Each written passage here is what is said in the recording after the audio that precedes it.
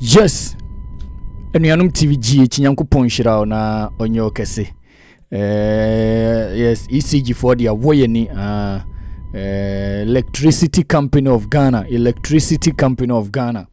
avoyeni say the dum sone the hana yes a traffic light no. So na dum nti enya asem keto aba stay na no e wo see twa story na see video e record na ye de mountain Nyankopon Shirao say waje page na to midin Ed Steven to na do appear near the seminar bro from Asante Kotoko Boboku no aswe purely Asante Kotoko nsem ene de bro ewo ahanum tino subscribe my share like ne comment na bibia enye kama opeso join your WhatsApp platform na number na etwemu ewo screen as no fa number no na WhatsApp me na me fanka nuanum TVGH WhatsApp platform na ho ene ye stories ye diagnosis digest intersect bisect eye postmortem ema so kyerwa adwenti fa number no na yini nkomo na bibia enye kama ewo eho no ye ba bedi nkomo na edia na metiti krob ye Kumasi Asante Kotoko versus Efija eye Liberty Efija Babies Liberty anase Efija Liberty ze club ni din no na eho ena chese omoto abranti friend Bernard Sumwa Sapon efrie ebepie mu Asante Kotoko na yenyina enim se Asante Kotoko nso aton player no ede na kopie mu ewo Celta Vigo ewo eye Spain odinka ko loan enene wako eye for eye permanent deal na de atiane se ensem bi boboba Efija eye Liberty for ne se krobie Kumasi Asante Kotoko bobuku no enu omu ni niye so atiase almost transfer ewo se ene omode ma Asante Kotoko bobuku no enya de anasa Asante Kotoko bobuku no edema wo no enya de se omode ama wo ena afi nso no sika Asante Kotoko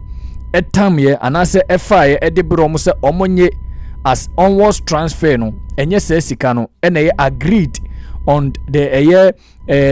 agreement terms abra no mo transfer player no na say an agreement ne esitie ye wo copy of a contract no hanoma ye behwemu na ya kan bi na wonso wanya bi etie ewo ehonomo na ensem ne de doso sometimes no ojune no mabuhu aya wonte ase but it is what it is enti ne ba be reporto na wonso wanya bi atie ewo honom subscribe my share like na comment e brebema ye bedi Asante Kotoko board no ene eye new CEO awoba no ye bedi ne ho nkomo na bibia aye kama enti no temu chuku ne mfa nsem ne mremo ha ye hia dai tornado chimude chimko wachi kakra ye chimko ye chikakra na yenye adwuma no na hit no yemfa ensem no emfenwo emamo unya register to Fabu census dial *920*99# *920*99# na register to Fabu census no anase www.fabucensus.com www.fabucensus.com na wa register na bibia aye kama ewo homidin once again Ed Steven Tonado appear answer ni be ransom no mamenkamfo eye Incomus Enterprise enfama Incomus ye de nam de akoto si mamenkamfo Incomus Enterprise enfama na Incomus Enterprise edi yidwuma ko omode quality original German paint abedwama so efre ni day paint na enigisem ewo eye Incomus dwumadie mu no se omuso mu ye promotion na promotion no moye no se auto paint no ewo mo hono ma baby a anyeze ye wo mo ba bete say buy one paint na yenti su 2% anase ima dabi na imo mo si se ubeto paint no makache anase o maso ye a baby a wo dan no ene o building no project no obia no ombe kwa ko painti e de ache free auto paint no wo mo a omo professional painters a ombe kwa ko ye adwuma no e de ache free eye promotion eno moye eno na woka amanfo nheda nyini ze tornado asema wokan die adai ehye ene ze painting no ehye eye painting price mu na mse dabi painting no enhye anase painters na adwuma omkoye no omomfa nka painting price ho enti wo de wonyini a ofre wo ma na wabisa wo mu painting price na wako market dwamanso na wako bisa de wo dwamanso ne price ubonze eye pe ebi kura Incomus dia no kura sa wo fom ɛna ne quality no nso deɛ untimi because Germany omo na yɛ the best of paint omo na yɛ so what yas yɛ no makofa ɛna omo de aba na mum promotion omo yɛ no sɛ brabeto paint ne omo no mum painting fa nche ofiri ɛmfa ho ɛne bebia wo project ne wo omo beba aba be yɛ estimate e de amount sɛ bebia owo no omo ntimi ma ho no me yɛ estimate na omo be ma wo angles a wa wo be video e ascend said you obesi bia video no e ascend omo hwe video na omo be hu say ene paint say number of paint say na be de ebeso na mom ba bia wo no so omo betimi aba wo no ma o man kasa ba be ye estimate no omo be no enye wo ka eye wo mo ka o dia ne say obeto paint no e wo mo honom se wusika nso emo ano a obetimi atua no installment ubetimi atua ni installment wa bre adwuma ne koso ntino anase ebia utua we na aha nti eson ya na chese adwuma no omba be ya ma so na oka ne se a obizi last obi frame was it tornado asema okay it is too good to believe odi e frɛ omo na ne omu ni nkomo anase odi ko ba bia omo warehouse no omo office wo na ne omu onya ko hu omo office a there is no way so betimi afrode o betimi scam we enya ade e turn online so at as in the from e was 0554 157726 0554 157726 omo office anaso omo warehouse e wa doato adumanu doato adumanu eho ena omo office na anaso omo warehouse no entunya wuramu na ko hu ba bi omo warehouse wa echeze omo nye fraud omo nye scammers na bibibia aye kama wo outside Kumasi a wo obi wa betimi afre na mana ko check ama to atiase na yento aso na yemfa nsem no emfa mremu na bibibia enye kama yenyina nim se na watwe awiye MTN FA Cup quarter finals matches no to dwana eno na MTN FA Cup committee chairman edi abetu dwa se this year's FA Cup na bono se oye club na anase club a obeje no ene Kotoko nka ho ntiesa manfo nhede ni interest wom oye club na se oje MTN FA Cup this season a 100,000 Ghana cedis 100,000 Ghana cedis ene amount a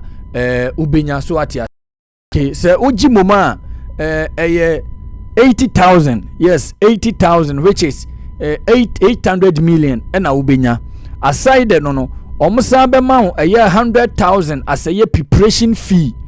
Africa preparation fee of 100,000 na nti okambo ma na chese abeye 1.8 enkanisi kan 1.8 billion because woji a 800 million ene de ma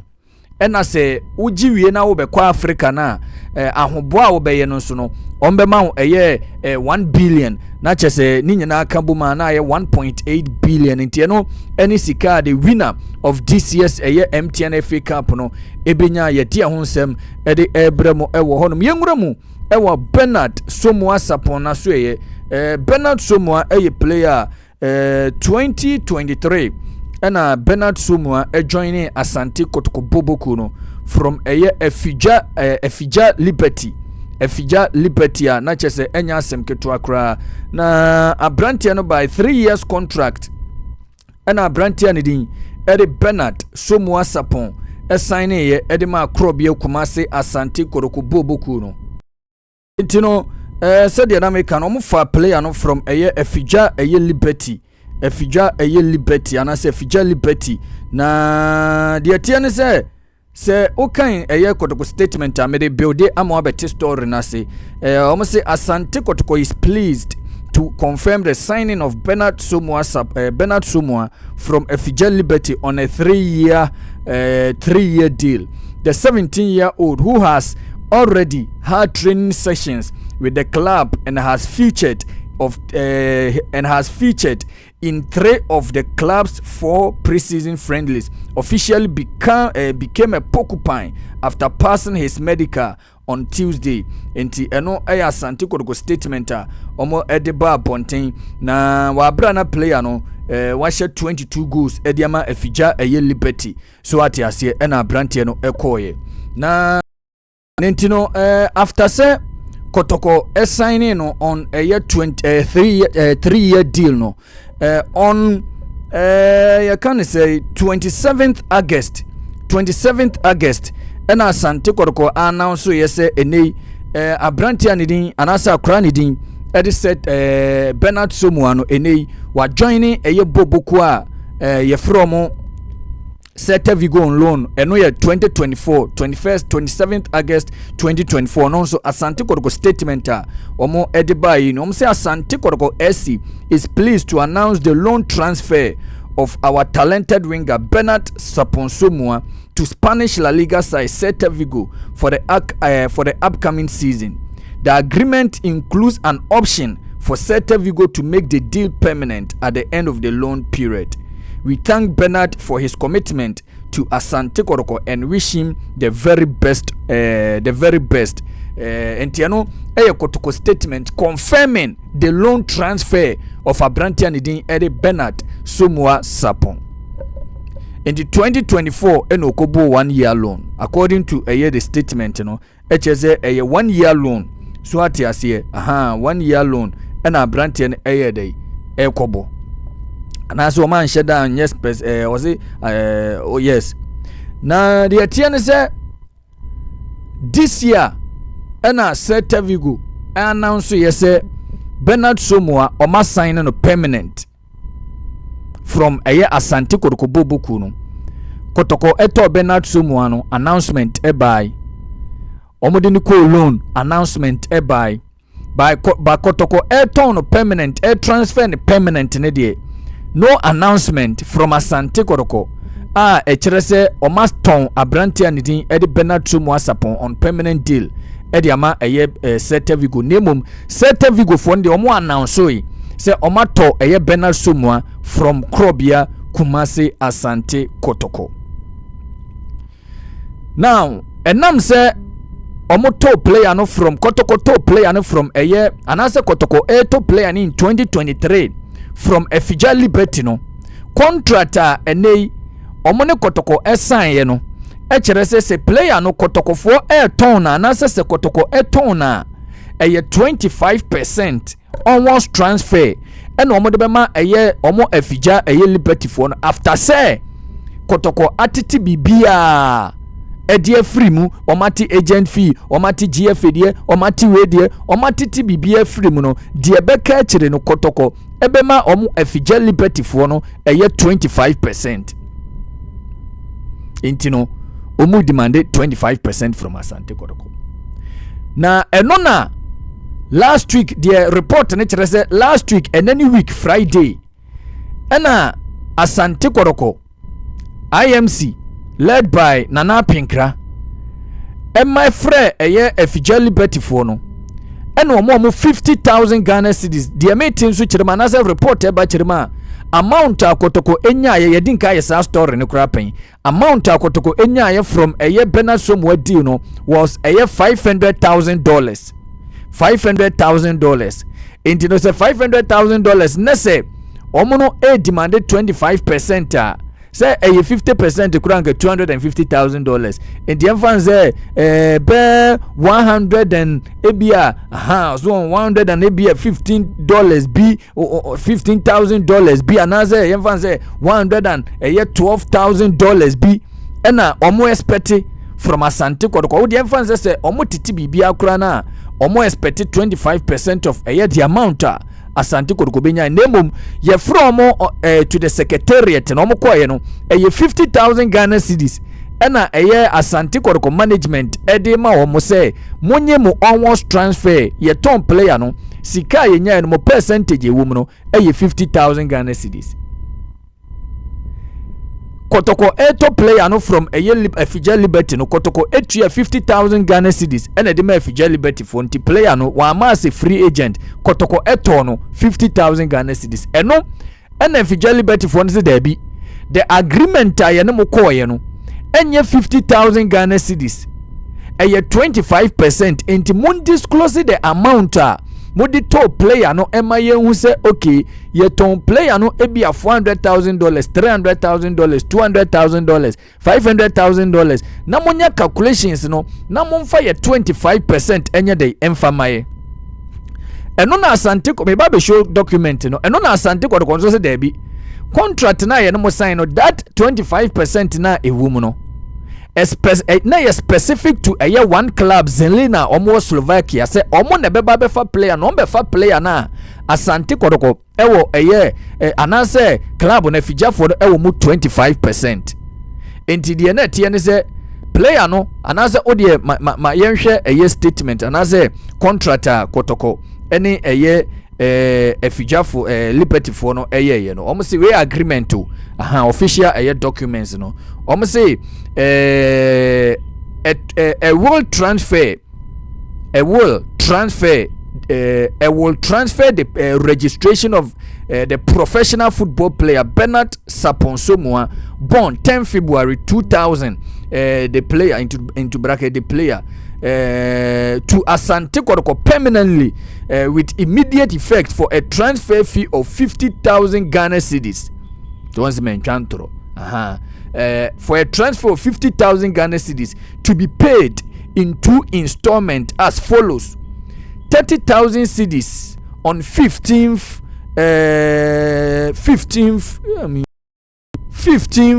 September 2023. I know your first year payment, Now the second part of the payment, and so 20,000 Ghana cedis in so Kotoko etianum 15 February 2024. In the contract, no mane Kotoko reche say 15th and I say 50,000 ombe tiano 2 installment ombe tiamu mienu ombe din ke tia first one on a year 15th September, which is 30,000. No more tia the remaining 20,000 on a year February 15th 2024. Ahana a year semino. If Asante Kotoko transfers the player, save Zelina FC, Zelina FC, Slovakia, for a fee to another club, the Asante Kotoko will pay. At the Asante Kotoko will pay a Fijasi Liberty team 25% into bracket. 25% fee for the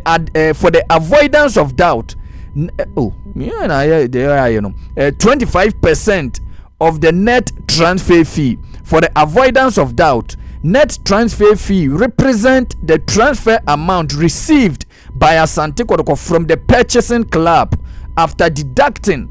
the transfer fee paid by Asante Kotoko to Fija Liberty for the player, any agent commission paid by Asante Kotoko SC for transferring the player, and percentage due to GFA, and any statutory payment under the laws of Ghana.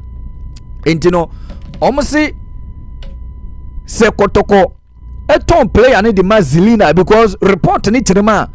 player no before so be move about Asante Kotoko no na Zelina for no offer wo honom dada for the player name no mo pese omo use Asante Kotoko platform no as avenue na player na faso aye dey etukwan say de omaye Lord Listo we hani enu bi na say omo pese omo ye Musa Hamzata wono de up to date emfire no oba no aba be use Kotoko platform no de no de etukwan na according to the contract making kan kire say esusanti no say make na ye bibio the contract na Kotoko assign kire say Kotoko eton player na edema Zelina for na Kotoko ebetua 50% to another 20%, 25% of a year sikana omobeji from a year Zelina no after say omati a year you can say GFA free omati agent commission free omati sika omone de top player no free a year womo a year efija a year Liberty for no omati tini nyina free mu no atiti bibia free sika beka no 25% and also omde play efija for no ntie ba ne say and Asante Kotoko ekotam 50,000 Ghana cedis e de bro mo say tsadia and your Kotoko undisclose the amount omo sika omunya ya from Celta Vigo na omo hwe se ebia sika edi wo manase omu deserve no e 25 per another 50,000 na eno na akwa dani asem no entienei omo se Kotoko amomo hu eye nsem no mu no kura ombe kwa report case no e di ama eye GFA de beko player status eye committee waton player in dollars now kwa kutia onwards now the cedis ene kwa akoma eye player no anase club no waton player no ajibe $500,000 yem fancy atetia yenim in dollars o edru time akotua onwards there watam 50,000 ede ko oma anjiska no oma reject yes omo reject iska no omo reject iska no enti oma schedule meeting on next week say afenu ni mienu nyina obi amra no mo mehia wa Asante Kotoko secretariat na omo discuss na omu hu hawa enu ama bede ebefa so akọ contract the contract obi be a generate a lot of controversies as I contract we ehia ma lawyer any football trans agents mi wia mi ba be free super agent FIFA agent ba ko na me ne di komo explosion sports management me na me ne di komo no wa kire mi emuyi say that Zelina na ehye honom no this time around no player no so movie anko Zelina and is that 25% no na ye only applicable to Zelina deal na say Zelina deal na anko so kura any other transfer be a player and be that 25% still applies. Yebedi hu nkomo na ye the legal terms na ade ade na ewo mu so e de abro ba de tienze 50,000 Ghana cedis no e ade a o ma reject say enya ade a o mo beji 50,000 Ghana cedis no 25% no e no mo the next meeting is on Wednesday na the next week yebedi a kire na de beto dwa bia no ye de abra mu nyankopon hiro bibia na onyo bibia kese.